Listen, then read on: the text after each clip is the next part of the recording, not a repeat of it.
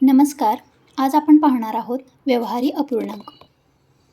आता इथे आपण एक अपूर्णांक घेऊ 4/9. यामध्ये 4 हा अंश आहे व 9 हा छेद आहे. याचाच अर्थ असे की एखाद्या वस्तूचे 9 समान भाग केलेले आहेत व त्यातील 4 भाग आपण वापरलेले आहेत.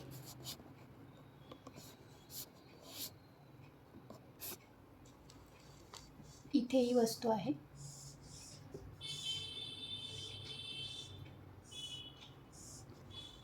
इथे हे 9 समान भाग केलेले आहेत आणि यापैकी हे 4 भाग आपण वापरलेले आहोत.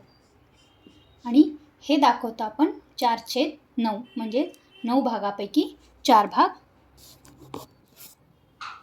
म्हणजेच छेद म्हणजे एखाद्या वस्तूचे केलेले समान भाग. एखाद्या वस्तूचे केलेले समान भाग.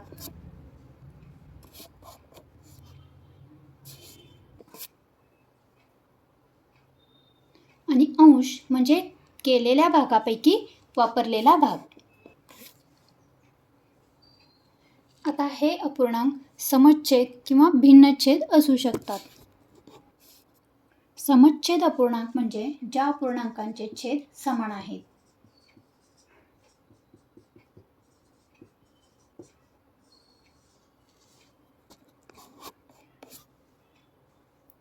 उदाहरण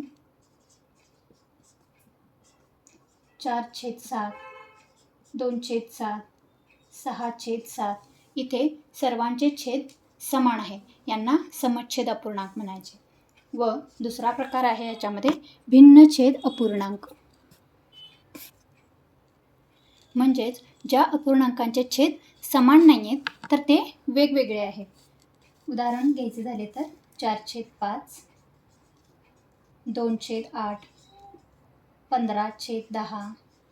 इथे सगळ्यांचे छेद वेगवेगळे आहेत. यांना भिन्नछेद अपूर्णांक असे म्हणतो. आता पाहूयात अपूर्णांकांची तुलना म्हणजेच अपूर्णांकांचा लहान मोठेपणा. जर समच्छेद अपूर्णांक असतील म्हणजेच ज्यांचे छेद समान आहेत असे जर अपूर्णांक असतील तर त्यामध्ये ज्या अपूर्णांकाचा अंश लहान तो अपूर्णांक लहान.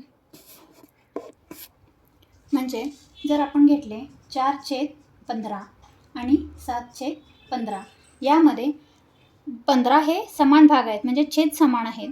पण त्यापैकी 4 आणि 15पैकी 7 यामध्ये अंश हा लहान आहे 4 आणि 7 हा अंश मोठा आहे. मग ज्याचा अंश लहान तो अपूर्णांक लहान. म्हणून यामध्ये 4/15 हा अपूर्णांक 7/15पेक्षा लहान आहे. आता इथे छेद समान आहे पण जर अंश समान असतील तर म्हणजेच आता उदाहरण घेतलं आपण 3/4 आणि 3/7 यामध्ये आता अंश समान आहेत. अशा वेळेस ज्याचा छेद लहान तो अपूर्णांक मोठा. इथे 3 हे अंश समान आहेत आणि छेद वेगवेगळे आहेत. यामध्ये ज्याचा छेद लहान म्हणजे आता त्या 4 हे 7पेक्षा लहान आहे म्हणजे 3/4.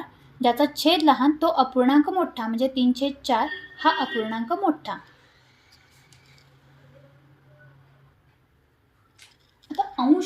आता अंश आणि छेद भिन्न असताना वेगवेगळे असताना आपल्याला लहान मोठेपणा ठरवायचा आहे अपूर्णांकाचा. अशा वेळेस आता उदाहरण बघूया. 5/8 आणि 6/11 हे 2 अपूर्णांक दिलेले आहे. यामधील आपल्याला लहान मोठा अपूर्णांक ठरवायचा आहे. अशा वेळेस आपण तिरकस गुणाकार करायचा. 11×5=55 आणि 8×48. इथं उत्तर आलेलं आहे 55 आणि इथं आलेलं आहे 48. यामध्ये 55 हे मोठं आहे म्हणजे 5/8 हा अपूर्णांक मोठा आहे.